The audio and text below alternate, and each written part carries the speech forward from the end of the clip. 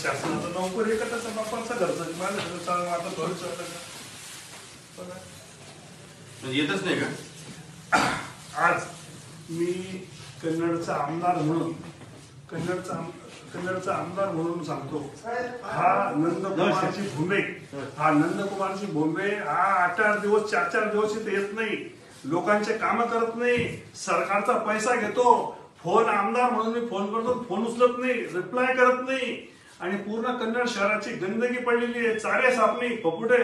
आज मुंबईमध्ये गेलो तिथे कुत्र्यांच्या लेंड्या तिथे पडलेल्या आहे, असं पाहत नाही हा अधिकारी काय, हा सरकारचा तो पगार घेतोय, लाखो रुपये पगार घेतो ना, हजर नसतोय तर लोकांचे काम होत नाही, लोक आमच्याकडे येतात, त्याचा फोन सुद्धा उचलत नाही आमचा तो, त्याच्याकरता त्याच्या खुर्चीवर आपण आम्ही गांधीगिरीने त्याचं स्वागत करतोय आम्ही, त्याचं का तू चांगलं काम करतोय असं त्याचं चांगलं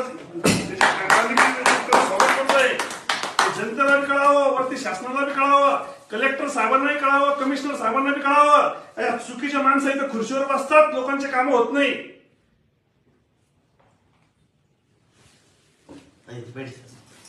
इथं कशाला बसायचं इथं? जर तो लोक तर लायकीचा तर राजीनामा दे, घरी जाय तू. साहब ने 4 फोन करने के बाद फोन नहीं उठा रहे, आमदार साहब रिप्लाय करत नाही तो काय घरचं काय नाही का त्याचा? आता हे झालं, पुढच्या वेळेस येईल तर दाखवेल त्याला मी काय नाही.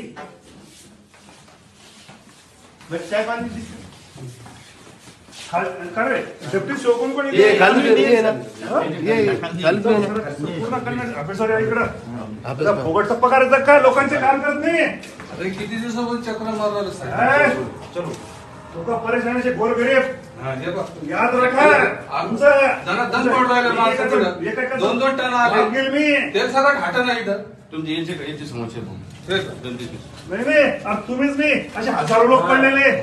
बघा तुम्ही किती सह्या आहे, लोकांना किती लेडीज पडून राहिले तिथं.